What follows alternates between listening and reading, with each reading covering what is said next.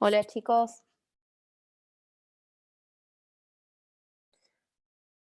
Hola, buenas tardes.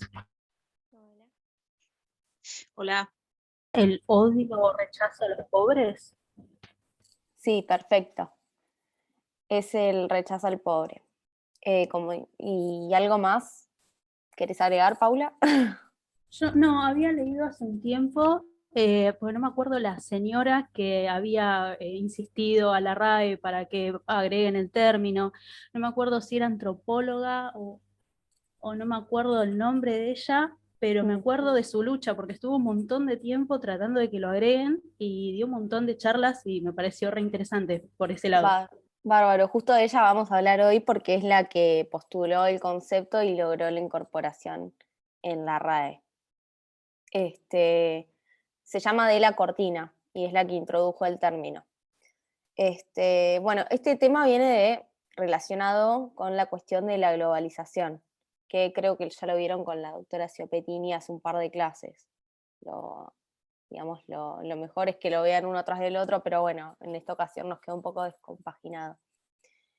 Em, bueno, como ustedes saben, los sistemas económicos van acompañados de valores culturales.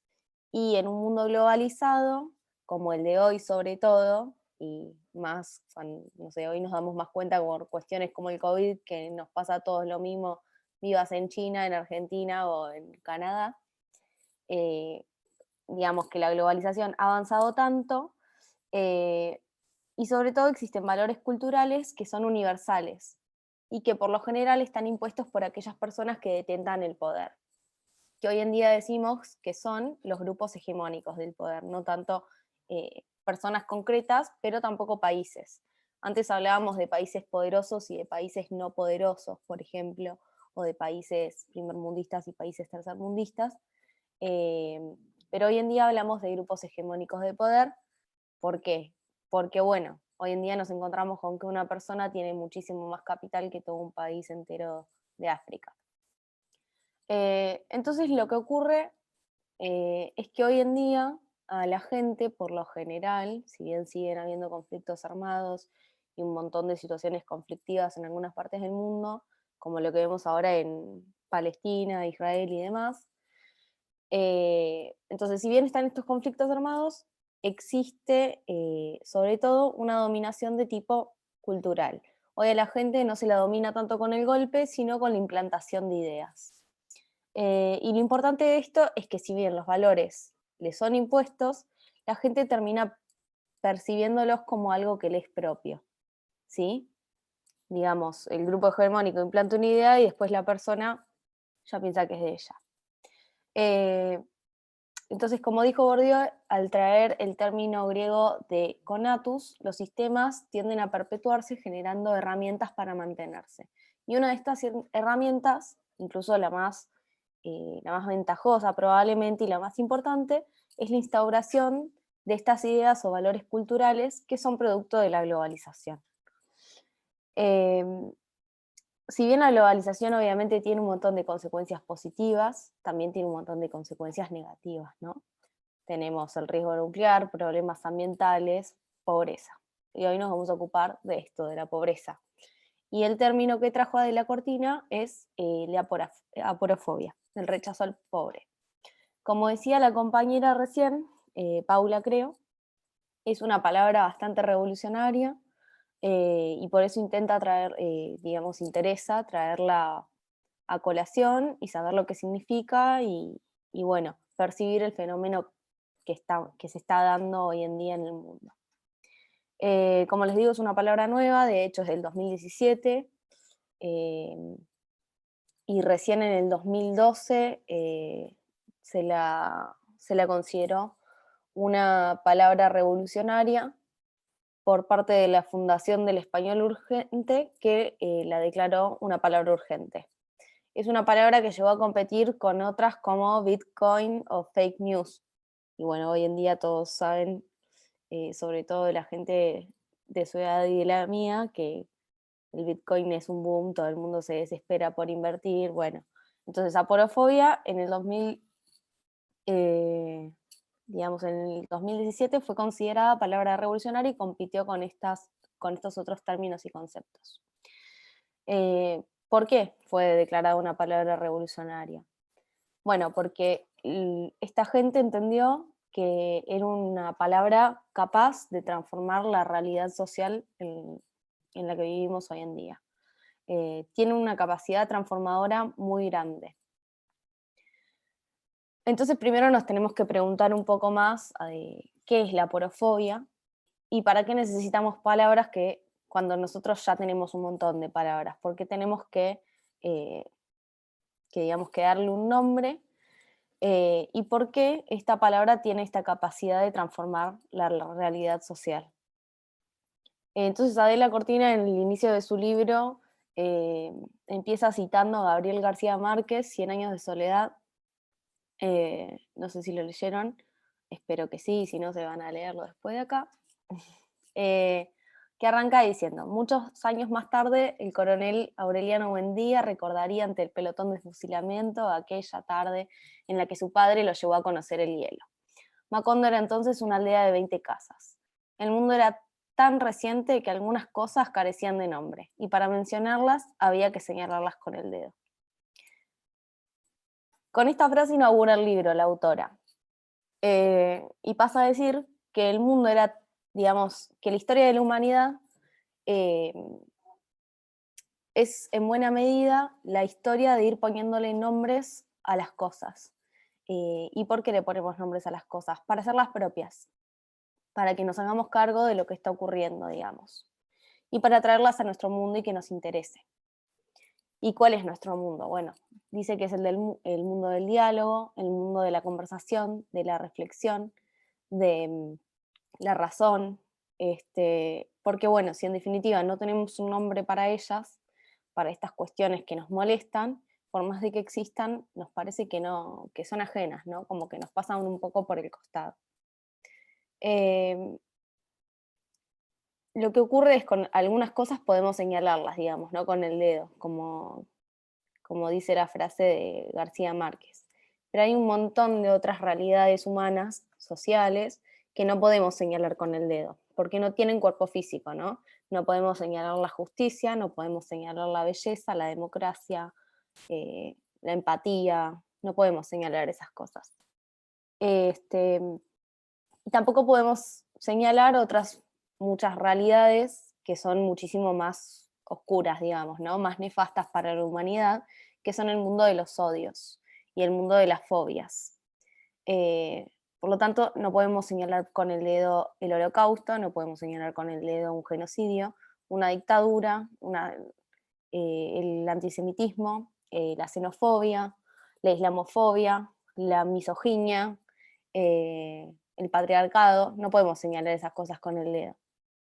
Son realidades a las cuales tenemos que ponerles una palabra, y cuando decimos una palabra, en definitiva lo que estamos haciendo es reconociendo, identificando y sobre todo estamos intentando tomar una posición frente a esta situación social.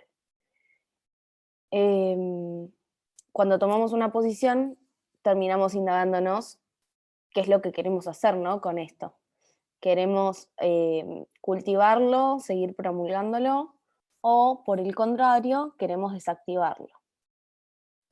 Y acá la autora lo que hace es traer un ejemplo, que es el ejemplo digamos, de unas tormentas que ocurren, creo que ocurrieron en el Caribe, que el Instituto de Meteorología toma, digamos, como reformula esta idea de la que venimos hablando, y dice que al ponerle nombre a estos huracanes, que son tan letales, lo que hacen es intentar que la gente se prevenga ante ellos. Porque curiosamente la gente, cuando conoce el nombre de esta tormenta que está por venir, y no simplemente que va a venir una tormenta, la reconoce, la identifica y sobre todo va a tomar medidas preventivas frente a ella. Y entonces así nacen Ana, David, Bruno, Carmen y un montón de otros huracanes, digamos. Y la pregunta que se formula la autora es si no hay fenómenos sociales o tormentas sociales que son mucho más peligrosas que estas tormentas, digamos, que un huracán. Y si en este marco no existe realmente un rechazo hacia los pobres, a los desválidos o hacia los mal situados. ¿Hasta acá me siguen? ¿Alguien quiere acotar algo? Pues la idea también es que participen por ahí un poco más adelante de la clase. Vamos bien, vamos bien. Bueno, sigo entonces. Ahí tomo agua. Sí, lo que interpreté es que como el efecto del nombre es para darse a conocer, para que todos lo podamos conocer. Tal cual. ¿Y te como parece que esto es característica así, principal. Lucía? Sí, porque como cuando vos hablabas, por ejemplo, de que no se puede señalar la dictadura, que no se puede señalar, o sea, ni las cosas malas ni las cosas buenas, está bueno ponerle un nombre, caracterizarlo, así se conoce por todos, aprovechando también la globalización, ¿no? Perfecto, entonces estás de acuerdo con la importancia de, digamos, de ponerle un nombre a las cosas. Bueno, entonces lo que hace Cortina es agarra el diccionario griego que tenía ahí a mano y busca la palabra pobre y la palabra fobia. Y llega a la palabra áporos, de pobre, del sin recursos, de alguien que no tiene salida ante una situación, y fobio, que significa temer e incluso llegar a odiar. Se lo toma en el mismo sentido. Bueno, ella dice que en realidad lo toma con escaso éxito porque el término lo creó hace 22 años, pero recién en 2017 a alguien se le ocurrió darle un poco de bola. Pero en definitiva, bueno, lo logró. Y dice que en realidad ella crea la palabra porque cree verdaderamente que existe el rechazo al pobre y que mientras no la tenga, va a ocurrir lo mismo que sucede en el terreno de las ideologías. ¿Alguien está familiarizado con el término ideología en el sentido marxista? Bueno, digamos, la ideología opera como en la oscuridad, digamos. Tiene una enorme influencia sobre todos nosotros, pero nosotros no nos damos cuenta de que está ahí, digamos. De golpe, es lo que hablábamos hoy al principio, tomamos un pensamiento como si fuera propio y en realidad quizás algún día nos damos cuenta de que nos vienen taladrando con esta información desde los medios de comunicación o desde determinado grupo de poder, y nos desayunamos con que en realidad estamos repitiendo algo que no es nuestro. ¿Puedo agregar algo? Sí. Sí, también lo que preguntabas, también en el caso del marxismo formaría parte de la superestructura. Exacto, tal cual. Allí se reflejaría todo lo que es jurídico, político, ideológico, ¿no? Que se refleja lo que es la base material, ¿no? Que es económica, ¿no? Exacto, es lo que sirve a los grupos de poder para...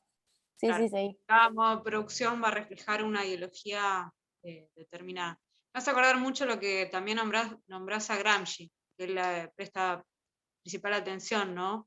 A cómo las sociedades, los grupos dominados aceptan la dominación, bueno, a través del consenso, ¿no? A través de cómo las instituciones que tomamos como naturales aceptamos y terminamos de esa forma aceptando básicamente la ideología de los grupos dominantes. Exactamente, bueno, tal cual dice Ivana, cuando hablamos de ideología en el sentido marxista, lo tomamos como una visión deformada y deformante de la realidad que destila la clase dominante o los grupos dominantes en un determinado tiempo y en un determinado contexto para seguir perpetuando su dominación. ¿Sí? Entonces, la ideología, cuanto más silenciosa, cuanto menos nos demos cuenta, es más efectiva. Porque no nos damos cuenta que está ahí, entonces no la denunciamos. Entonces, para que no actúe de esta manera, es importante ponerle nombre a las cosas, porque si no va a seguir manteniéndose una situación de aporofobia entre los que la practican y entre los que la sufren, digamos. Le ponemos nombre para desactivarla, ¿no? Porque en una sociedad democrática no cabe otra solución frente a esto que esta, ¿no? La idea no es seguir fomentando, sino tratar de erradicarla.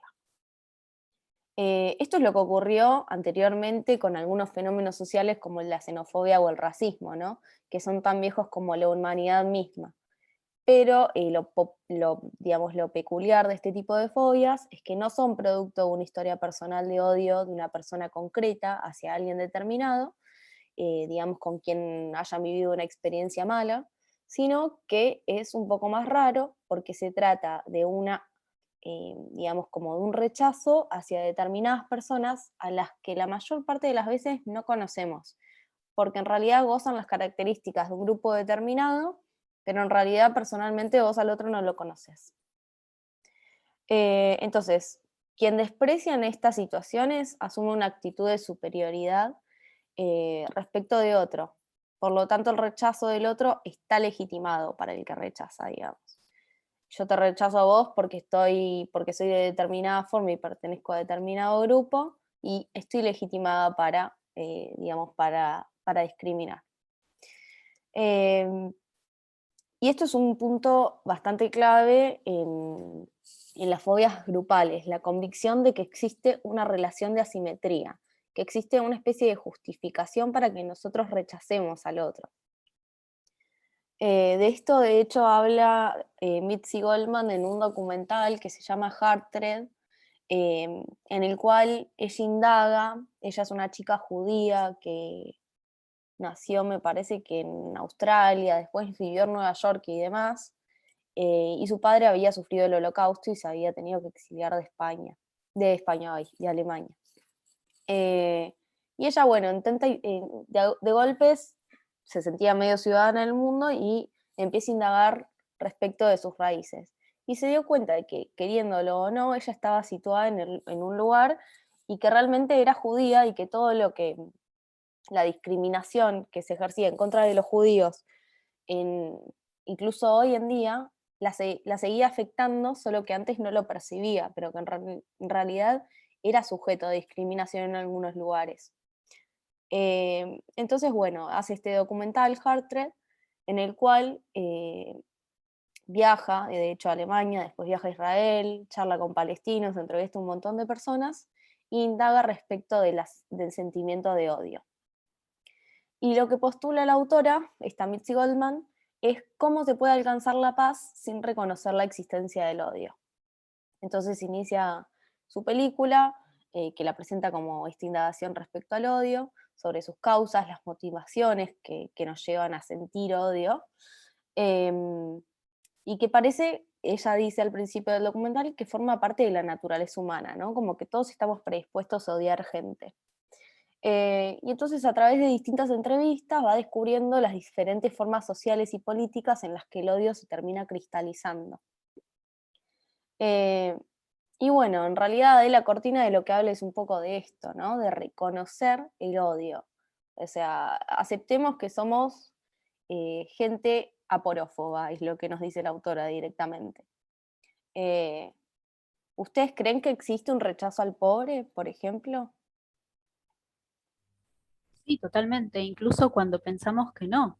O sea, y en general con todo, por ejemplo, en el caso del machismo o en el caso de la xenofobia, en el caso del racismo, es como que uno dice, no, yo no sé racista, yo no soy machista, pero te criaste en una sociedad que te pegó eso tanto tiempo, que vos por ahí, hasta lo más finito, que vos decís, veo a un pobre y tengo miedo, quiero cruzar porque no me siento seguro.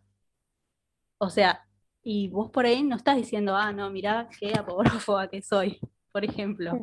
Y lo está haciendo. Y es producto de lo que viste desde que sos chiquito.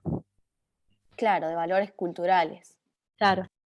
Pasa que la palabra pobreza también se mezcla con un montón de otros conceptos que los caracterizan como sinónimos y encima los engloban todos unos estereotipos y hacen que así la gente en masa siga rechazando cada vez más esto en vez de retenerlo y eliminarlo, no, lo repele, lo rechaza y bueno, el pobre es sinónimo de delincuente o sinónimo de mala persona o de antigénico o de contaminador lo que sea.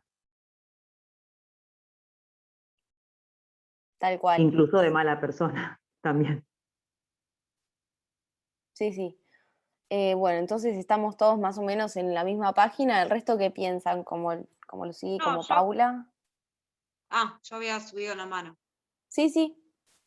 No, yo estoy de acuerdo con el concepto, me parece que tiene que ver con esto que se han caído ciertas categorías, como por ejemplo la de clase, ¿no? En la sociedad postindustrial, en la sociedad globalizada, como estamos hablando, pero no estoy de acuerdo con que sea natural. O sea, yo por ejemplo me considero pobre y yo no me rechazo a mí misma. Me parece que tiene que ver un poco cómo uno se define y me parece incluso peligroso decir que una persona pobre tenemos que rechazarlo. O sea, claramente no, todo lo contrario. Entiendo igual que lo que plantea Cortina es otra cosa, ojo, yo estoy diciendo la Claro. lectura que estamos haciendo me parece que es errada, porque repito, creo que la mayoría, si nos comparamos con, creo que son, no sé, 60 millonarios del mundo, somos todos pobres. O sea que es como que estaríamos rechazando a nosotros mismos, que me parece que guiño, guiño, me parece que eso tiene que ver un poco, ¿no?, esta categoría. Pero bueno, repito, estoy a favor por lo que implica la categoría en un mundo donde no están las categorías antiguas, ¿no?, de obrero, a eso me refiero, trabajador, tiene que ver con eso, pero no sé si estoy de acuerdo con que tenga que ser natural, claramente no. Bueno, está bien. Perfecto. Claro, bueno, en realidad la autora lo que hace es empezar a indagar respecto de si es natural o no es natural. Y no es que se le ocurre decirlo de la nada, sino que No, de porque hecho, yo lo que leí, me acuerdo, es que ella lo que dice es que en verdad a veces, por ejemplo, se discrimina un grupo social, ¿no? Por ejemplo, en determinado país donde no sé, hay un grupo de inmigrantes que tienen la piel más oscura. Entonces dicen, esto, qué desastre, no sé, no trabajan o lo que sea, son vagos, y en verdad no es una discriminación al color de la piel, es una discriminación de que son pobres, porque la porofobia lo que hace es como encubrir un rechazo, bueno, al pobre justamente, pero muchas veces, ay, justo se puso a ladrar mi perra, perdón.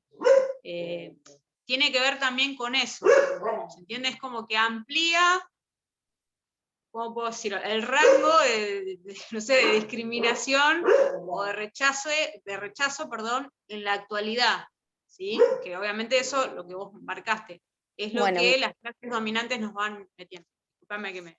no, está bien, me diste el puntapié justo mencionando el ejemplo porque justo estábamos por hablar de eso. Como dijo Ivana, en realidad le comparto al resto de la clase, que en el año 2017 la autora, bueno, en realidad la autora se da cuenta del fenómeno, o en realidad no se da cuenta porque ya lo tenía el término, pero lo pone como ejemplo en el libro, es que en el año 2017 llegan a España 81 millones de turistas. Entonces los medios de comunicación empiezan a explotar, digamos, dando la noticia como, digamos, como súper entusiastas, porque el turismo en realidad es la principal fuente de ingresos de España, no sé si sabían. Entonces, naturalmente dice, estos extranjeros no despertaban rechazo porque traían plata, porque le iban a gastar ahí. Entonces no producían xenofobia tampoco. Entonces dice que se los recibió con los brazos abiertos y empezaron, digamos, a ser sumamente hospitalarios con esta gente que está ingresando al país a traer plata. El mismo año dice que llegaban desde el Mediterráneo un montón de otros extranjeros, pero que estaban en otra situación, ¿no? Que venían en barquitos muy precarios, la mayoría de ilegales, llegaron a la costa y se encontraron con vallas. Algunos llegaron a ingresar en la Unión Europea, sea como refugiados o en algún otro carácter, o incluso ilegalmente, y a otros los devolvieron a su país, digamos. Y a todas estas personas se las recibió con rechazo, no se las recibió como a los 81 millones de turistas. La gente no era para nada hospitalaria, era bastante hostil, y de hecho empiezan a crecer desmedidamente los grupos ultraderecha, y sobre todo se sentía o se percibía una sensación de xenofobia con esta gente. Pero la autora se pregunta, ¿era xenofobia o era porofobia? Porque de golpe estaban llegando al país un montón de extranjeros, pero los dividimos a la mitad, un montón nos encantan y otro montón los odiamos, digamos, queremos que se vayan, acá no entren.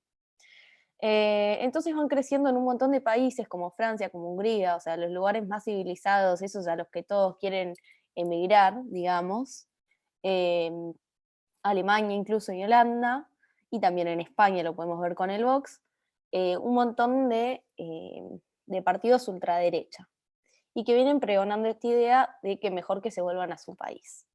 En Estados Unidos lo teníamos a Donald Trump, que trataba de expulsar a la mayor cantidad de extranjeros que podía, de latinoamericanos y principalmente de mexicanos, y que incluso está insistiendo hace un montón de tiempo con levantar un muro, o sea, para separar las fronteras de los países.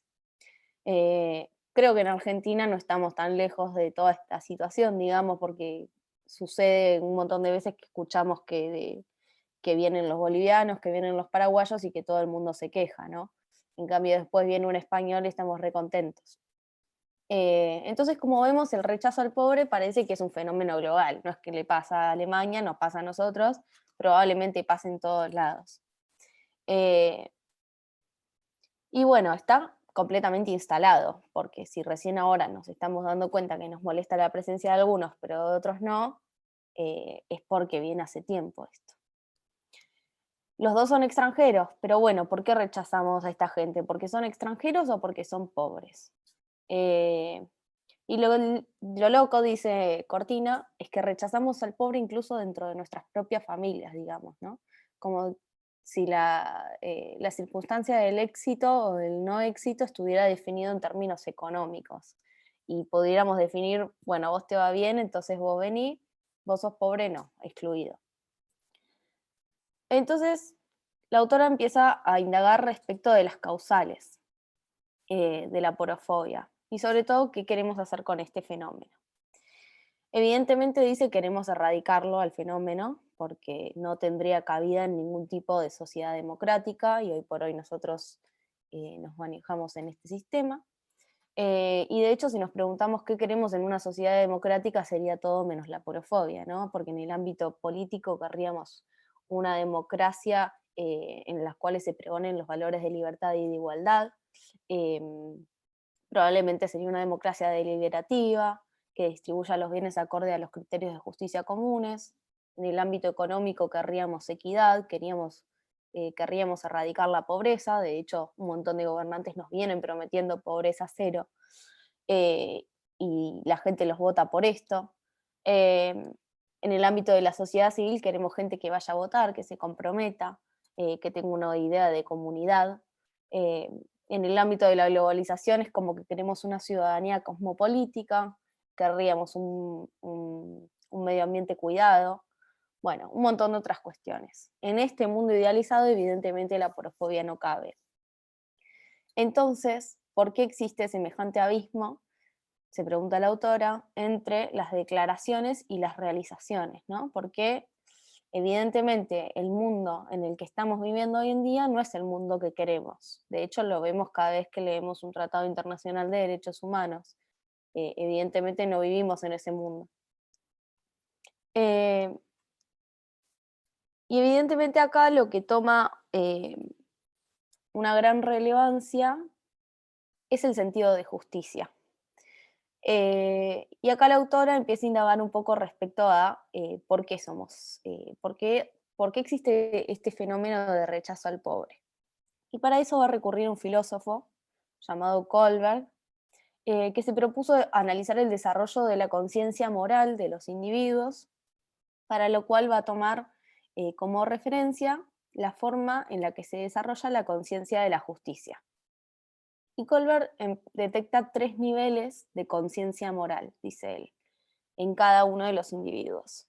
El primer nivel sería en el cual las personas van a considerar justo lo que las favorece a ellas individualmente.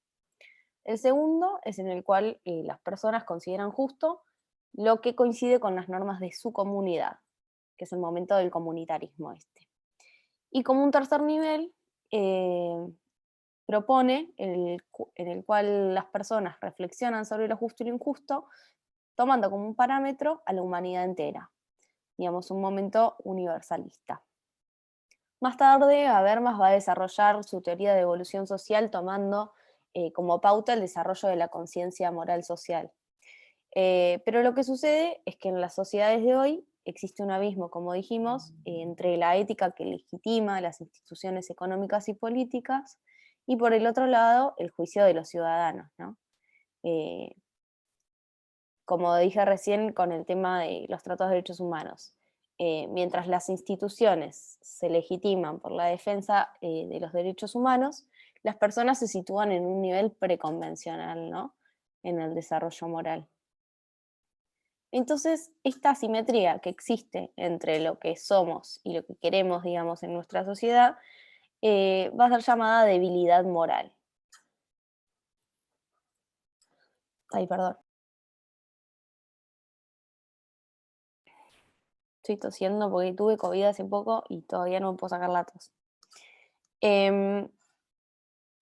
Entonces Cortina va a empezar a indagar un poco sobre las razones más a fondo, más allá de la filosofía, y va a empezar a llegar, digamos, o a buscar respuestas en el terreno de las neurociencias, que están súper de moda últimamente. Y lo que dice ella, o lo que diría un neurocientífico, es que las bases de la aporofobia evidentemente están en nuestro cerebro. Nuestro cerebro es aporófobo, dice, y el de todos nosotros, por más de que no nos guste. Lo que dice es que nuestra identidad neuronal nos hace muy individualistas, digamos, porque las tendencias que van a entrar en conflicto son, por lo general, el autointerés, porque vamos a pregonar el autointerés, vamos a intentar controlar las situaciones, nos vamos a disociar de las situaciones, vamos a tener una simpatía selectiva, y por más de que tengamos empatía, somos bastante xenófobos. Y esto todo porque está en nuestro cerebro, digamos, tiene una naturaleza en la neurociencia, no en otra cuestión. Lo que dice es que nuestro cerebro es egocéntrico completamente, de forma natural, porque refiere todas sus experiencias hacia sí mismo, y que es un autointerés básico y un afán de supervivencia que nos va a llevar a intentar controlar todo nuestro entorno inmediato y buscar lo familiar y la seguridad y aquello que no sea conocido. La gente, dice Eagleman, va a preferir a aquellos que se parezcan a uno, digamos, no a los diferentes. El diferente, en principio, crea un poco de rechazo. Y, digamos, en las circunstancias en las que nos encontramos, digamos, y que nos perturban, contamos con un mecanismo de disociación que nos va a permitir defendernos frente a este estímulo que es distinto a nosotros. Entonces los seres humanos invierten un montón de carga, digamos, y de energía y de emoción en distanciarse de las cosas que les desagradan. Y esto es una función adaptativa para la supervivencia, no es que es algo, digamos, de ahora. Entonces, ante esto dice, bueno, nuestro cerebro en realidad es xenófobo y rechaza a todos los que son diferentes. Pero en cuanto a la aporofobia, dice, también nuestro cerebro puede llegar a ser altruista. No somos solamente seres egoístas, sino que también somos seres altruistas. Y esto también nos es natural.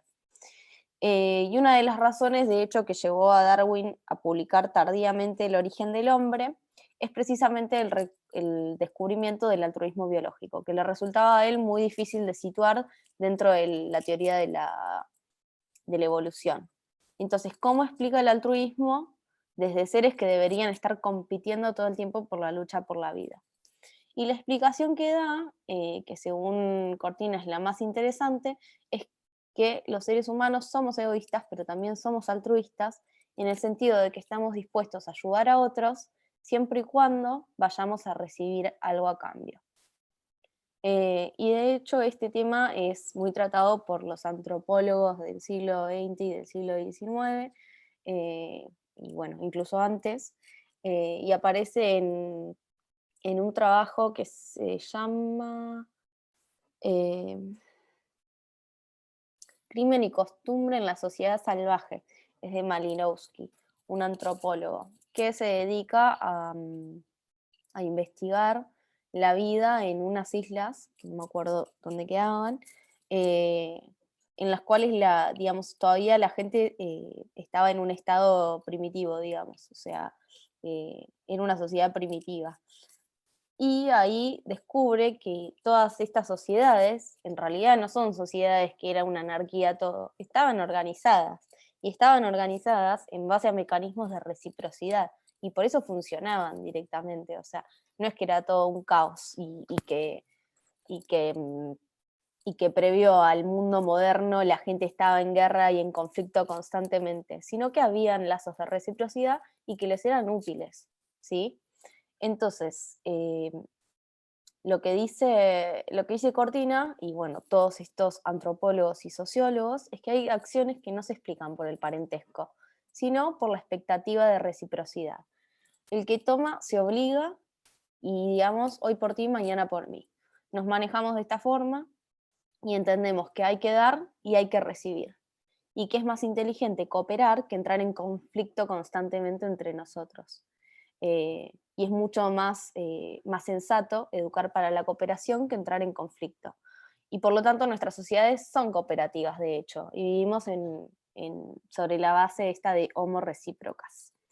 Y bueno, acá la autora en realidad lo que hace es contar una anécdota en la cual observaban que todo el tiempo un señor se encargaba de ir a absolutamente cuanto funeral había, en un profesor en la Universidad de Oxford, y iba todo el tiempo a funerales el tipo.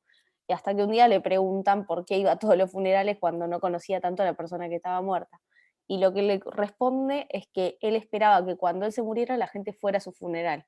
Digamos, es un ejemplo medio bobo, pero es lo que nos demuestra este mecanismo de reciprocidad indirecta en base al cual nos manejamos. Estamos dispuestos a dar en tanto vayamos a recibir algo.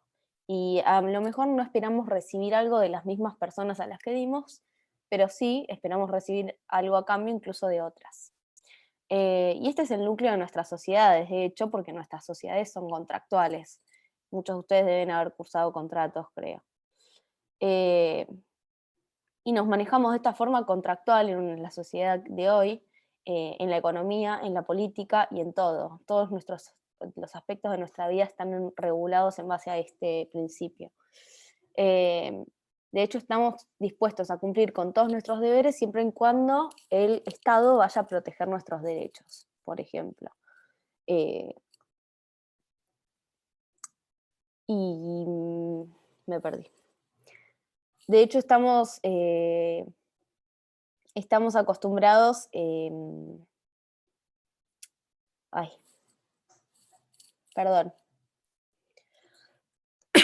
Hoy estoy... María Victoria, perdón, así te podés ordenar. ¿Puedo hacer una pregunta por el debate? ¿Del debate sí. precisamente?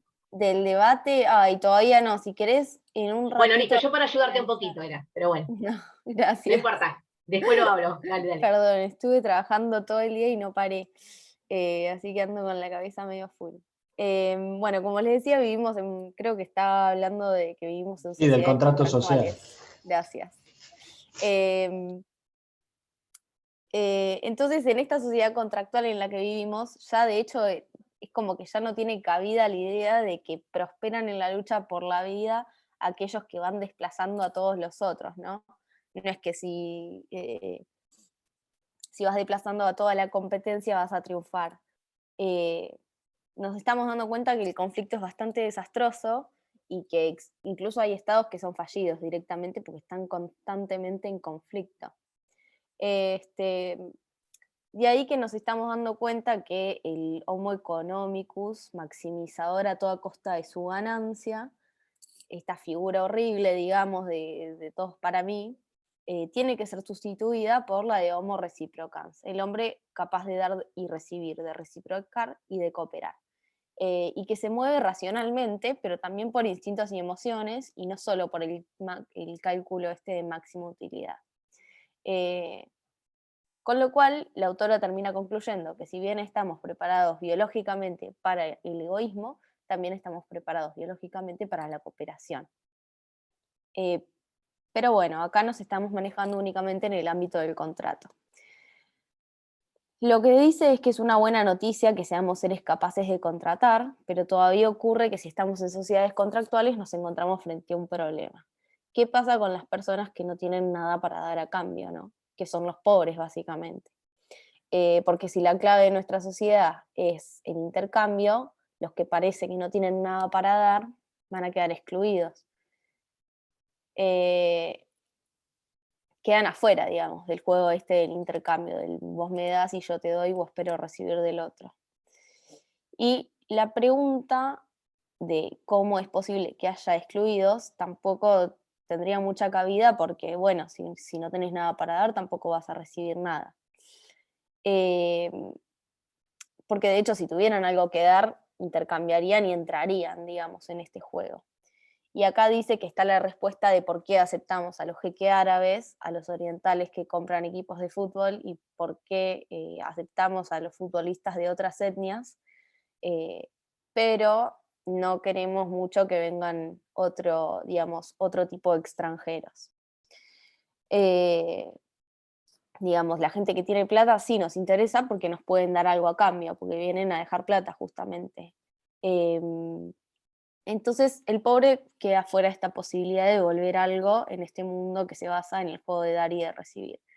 Y parece que tomarlo en cuenta implica perder capacidad adaptativa biológica y social, porque son los bien situados los que pueden ayudar a sobrevivir y prosperar y no los que no tienen nada para aportar.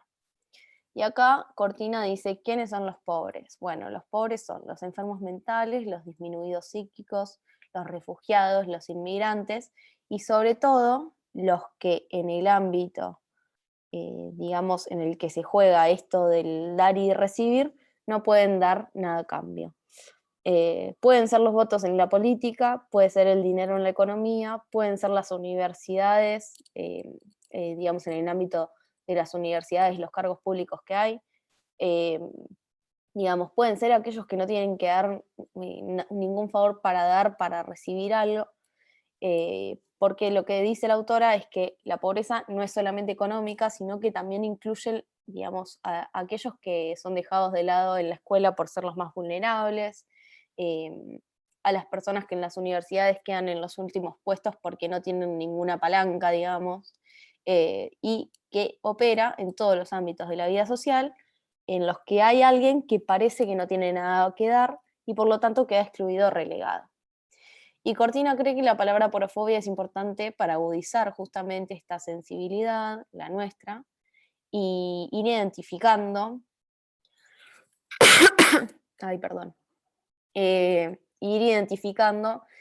dónde está el fenómeno y quién está siendo en cada momento concreto relegado.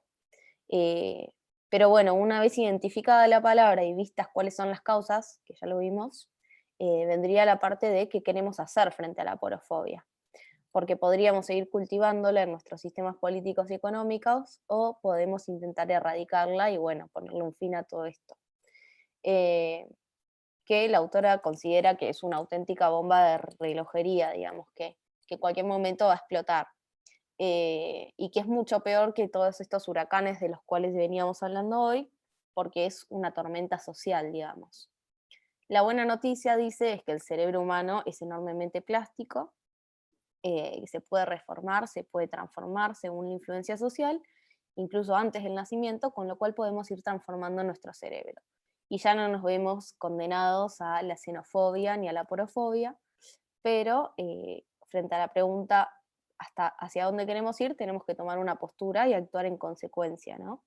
Y la respuesta dice, hacia dónde queremos ir, las tenemos dadas en todas las declaraciones que hemos hecho durante nuestra existencia como seres humanos. Las declaraciones de derechos humanos, que arrancaron, digamos, la de 1948, que dice que todos los seres humanos tienen dignidad, y que la porofobia en realidad es un auténtico atentado contra la dignidad humana, porque despreciar y relegar a grupos de personas porque no tienen los medios suficientes en cada uno de los campos en los que se desenvuelvan es un auténtico atentado en contra de la dignidad humana. También en contra de la democracia, porque tampoco puede haber sociedades democráticas con operofobia. O sea, si la clave de la democracia es la igualdad, no cabe que estemos rechazando a gente justamente por ser desigual. Y que sigamos pregonando esta desigualdad, ¿no? En las que algunos están bien situados y otros están relegados de la estructura. Y bueno, no sé, bueno, algunos de ustedes estarán en los inicios de la carrera, pero los conceptos de igualdad y de no discriminación aparecen en absolutamente todos, bueno, si no casi todos, los tratados de derechos humanos a los cuales nuestro país ha adherido, y digamos, son parte de las bases de un Estado de Derecho. Ya lo señalaron los Estados miembros de la ONU en la declaración que mencioné hoy, en la cual dicen que todas las personas, instituciones, entidades públicas y privadas, incluido el propio Estado, están obligadas a acatar leyes justas, imparciales y equitativas, y tienen derecho a igual protección de la ley sin discriminación. Lo mismo vemos en la Constitución Nacional. La Nación Argentina no admite prerrogativas de sangre ni de nacimiento. No hay en ella fueros personales ni títulos de nobleza. Todos sus habitantes son iguales ante la ley y admisibles en los empleos sin otra condición que la idoneidad. La igualdad es la base del impuesto y de las cargas públicas. También lo encontramos en el artículo 75, inciso 23, en el Pacto Internacional de Derechos Económicos, Sociales y Culturales. Digamos, está por todos lados el principio de igualdad y de no discriminación, que es un principio fundamental y básico de la noción de derechos humanos, ¿no? Junto al de la dignidad y la universalidad. Entonces todas las acciones que realice el Estado tienen que ir en esa dirección, ¿no? Y en base a este principio y con el objetivo de la igualdad.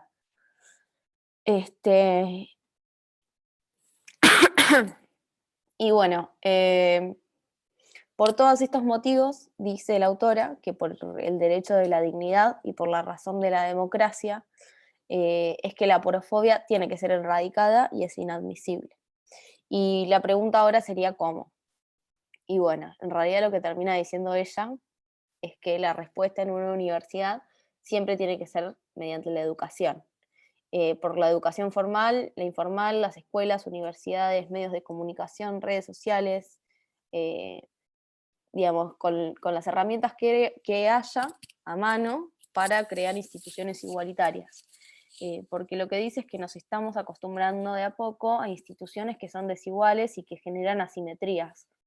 Y una de las grandes metas que tenemos en el siglo XXI tiene que ser erradicar la pobreza, porque tenemos medios para hacerlo, dice, porque hay un montón de capital en el mundo y nos explica tanta desigualdad, y porque hay que darle a todos los seres humanos la posibilidad de llevar adelante sus planes de vida y que tienen razones para valorar cada uno de ellos.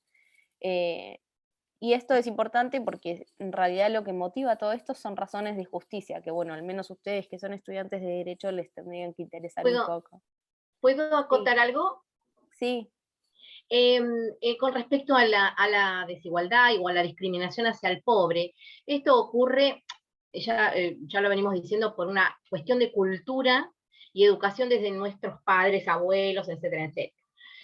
Ya se lo llamaba cabecitas negras, a los que venían del interior. Yo nací en 1964, por ahí no lo sabías, pero ya me acuerdo cuando venían de Tucumán, de Santiago del Estero, el porteño decía, ahí vienen los cabecitas negras.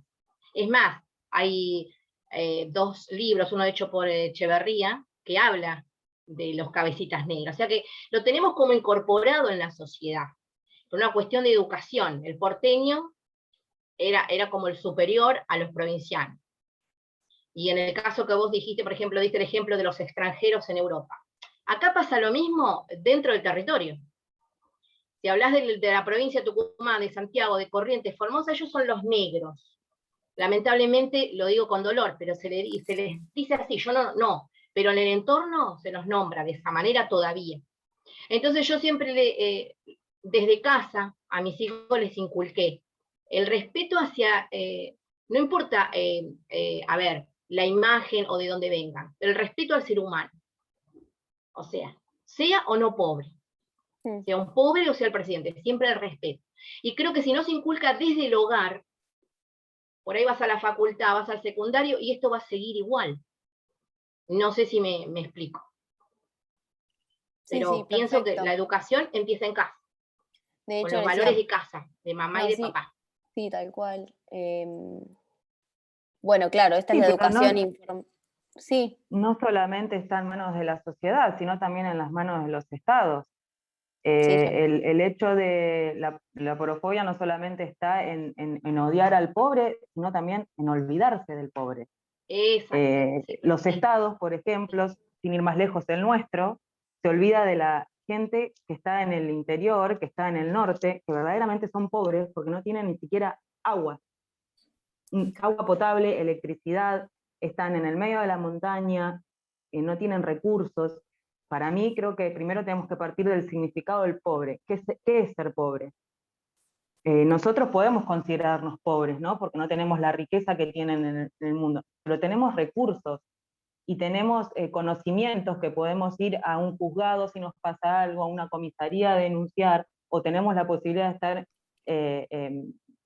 formándonos en una universidad, que esos son recursos que tenemos y que hay gente que no llega ni siquiera al recurso elemental que es el del agua, el de la electricidad, el de un alimento. bueno, y también la pandemia vino a acentuar estas cosas, pareciera, ¿no? Cuando al principio un montón de gente se ponía, empezó digamos, como a pensar positivamente que esto nos iba a unir a todos, que de golpe íbamos a hacer una sociedad No, más peor, justa y demás. peor porque ahí te das cuenta que el que tiene poder, el que tiene dinero tiene poder, y el que tiene poder tiene acceso, tiene derechos. Tal cual. Estaba, por ejemplo, Marcelo Tinelli puede trabajar y hay gente que tiene sus negocios cerrados y no pueden hacerlo. Y a lo mejor tiene 2 empleados, no 100, como en un programa televisivo. Entonces ahí te das cuenta que no viene tampoco mucho de la mano de la sociedad, sino de los estados que no acatan esas leyes que tenemos en los convenios y en los derechos y los llevan a la práctica. ¿Puedo acotar algo sobre lo que dice Lucía? Sí. Me parece que estamos atravesando un grave problema de representatividad política, pero a nivel mundial, que los gobiernos, los estados no están a la altura de las necesidades de las personas, no responden a lo que estamos necesitando en este momento de pandemia, donde claramente se ve exacerbada esta desigualdad mundial. Y los estados, claramente, como bien arrancaste la clase explicando todo este tema de los grupos económicos y la hegemonía, están de la mano de estos grupos y responden a estos grupos y perpetúan la pobreza porque les permiten a estos grupos seguir llevándose nuestros recursos y seguir empobreciendo a la gente. O sea, los estados no combaten la pobreza de ninguna manera. Los distintos gobiernos, lo estamos viendo hace un montón de tiempo, o sea, esto no es de ahora por la pandemia, sino que viene hace un montón de años. Me parece que estamos atravesando un grave problema de representatividad política, que la sociedad está reclamando cosas porque se ve continuamente, hay mucho conflicto social. Cuando ustedes pidieron subir en el campus ejemplos de protesta social, todos los días tenemos 3 o 4 ejemplos de protesta social, la gente está que no da más, o sea, y por un montón de cosas, sobre todo por la falta de recursos económicos. Y me parece que gran culpa de lo que está ocurriendo ahora es esto, es no poder tener representantes que realmente respondan a las necesidades de las mayorías, porque somos la mayoría. Era también un poco mezclado con lo que dice Ivana, ¿no? Esto de la conciencia de clase y ser conscientes de qué clase pertenecemos. O sea, somos más la clase trabajadora y los que estamos por debajo de la línea de la pobreza que los grupos económicos concentrados, que son los que nos terminan llevando a esto. Yo termino diciendo que me pareció espectacular la clase para poder reflexionar desde lo filosófico y lo social, y desde lo sociológico, todo esto que aportaste, pero siento que estamos teniendo una gran falta de representatividad política, que no se está respondiendo a las necesidades de las personas, y que estamos realmente, como dijiste hace un rato, esto va a ser un huracán, porque seguir manteniendo este proceso a costa de la muerte, porque con el COVID lo que estamos viendo es que se mueran los que se tengan que morir, y se está muriendo la gente más pobre, la que no tiene recursos, y es un horror lo que estamos viviendo, porque lo vemos todos los días, nos pasa a todos por igual, como bien dijiste, esto no importa si tenés dinero o no, pero obviamente que se lleva puesto al que menos tiene. Y realmente que si seguimos, si como población seguimos permitiendo que esto suceda, vamos a terminar en un gran problema. Y me parece que también está mezclado con todo este tema de que estos grupos que hacen también perpetuar lo que es el individualismo, no ir a lo comunitario, porque me parece que el problema es que no nos podemos organizar, el problema es que no nos podemos pensar colectivamente, y eso es porque también se sigue, o sea, es una máquina. O sea, a mí No hay valores, Carolina. Carolina, no hay valores. No hay educación para tener un valor. El Estado tampoco lo provee, porque no le es importante. No, el valor de la persona misma hacia los demás. Si todos tuviéramos el mismo valor, tanto los que están arriba como los que estamos abajo, esto no pasaría. Sí, no se respeta la dignidad del pobre, porque exactamente. te vas a una escuela pública y que el hecho que no tengan calefacción es porque ahora sacando el COVID que tienen que estar las ventanas abiertas, ¿no? Bueno, vas a un hospital y que las cucarachas estén caminando sobre los techos, eso es no tener dignidad al pobre. Claro, y el hospital, claro. ¿en manos de dónde está? ¿Del Estado? Y las cárceles están llenas de pobres. Estamos cansados de ver ladrones de guantes blancos, que son los que llevan a estas personas a delinquir, y además ahí está muy marcada la porofobia, es los derechos humanos, para el pobre no, al pobre matarlo, meterlo en una cárcel, que se pudra, que se muera, pero a los ricos les damos todos los procesos legales, les hacemos cumplir las domiciliarias, los llevamos esposados con respeto, al pobre lo fajamos, lo matamos, lo desaparecemos. Sinceramente es un Estado que, mediante todas sus ramas, perpetúa este sistema que realmente es espantoso. Perdón, es todo lo que os voy a aportar.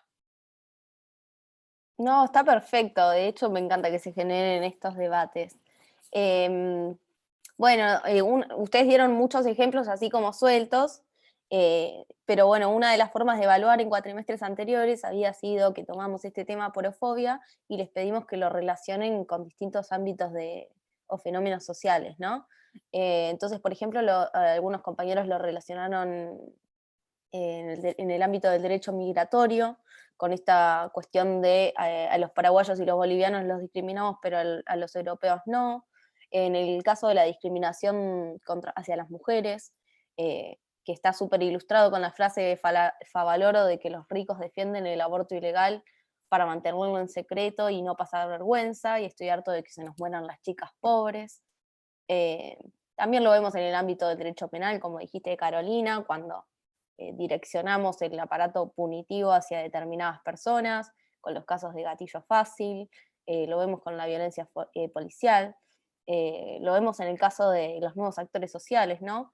En el caso de las personas transgénero, travestis, gays, lesbianas, estos colectivos discriminados que además son, digamos, los principales objetivos de la policía a la hora de direccionar también una requisa.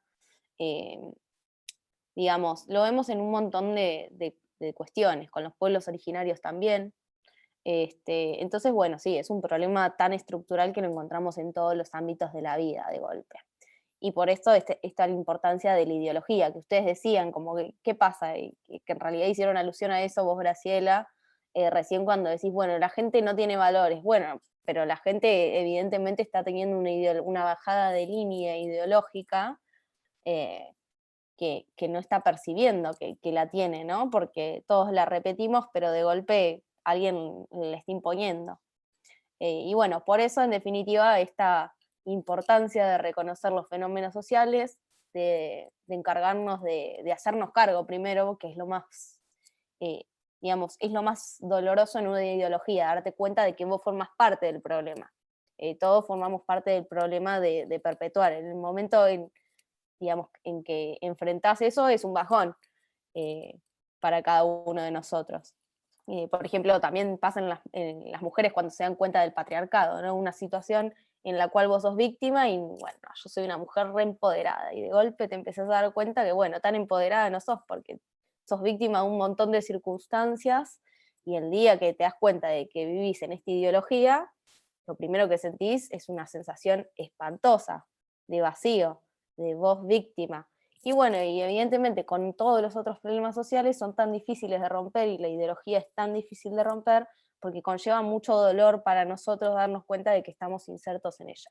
Pero bueno, nos tenemos que hacer cargo, tenemos que reconocerla, tenemos que afrontarla, indagar sobre las causas, y bueno, nosotros y evidentemente, obviamente y principalmente el Estado y nuestros representantes, y apuntar todo el aparato estatal a erradicar estas prácticas discriminatorias.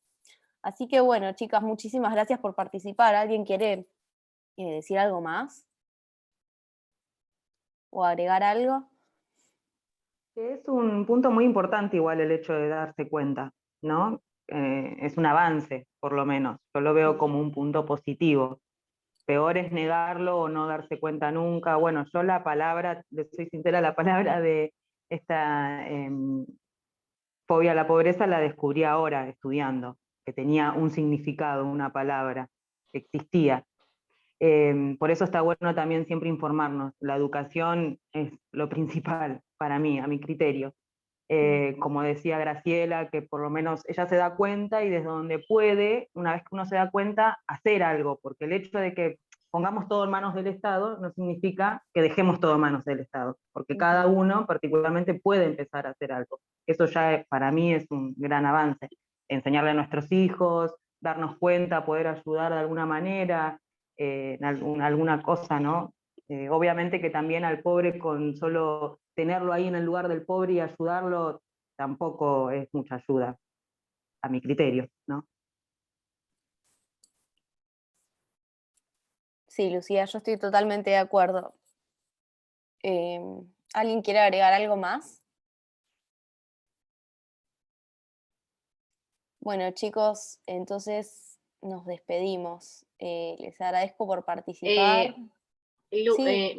María, ¿se cierra la clase o puedo preguntar algo? No, sí, pregúntame, me había olvidado, disculpa. Sí, es sobre el debate, hay una controversia con el grupo. Nosotros está el grupo en contra y a favor, ¿no? Y nos preguntan los que están en contra si es necesario que nos juntemos para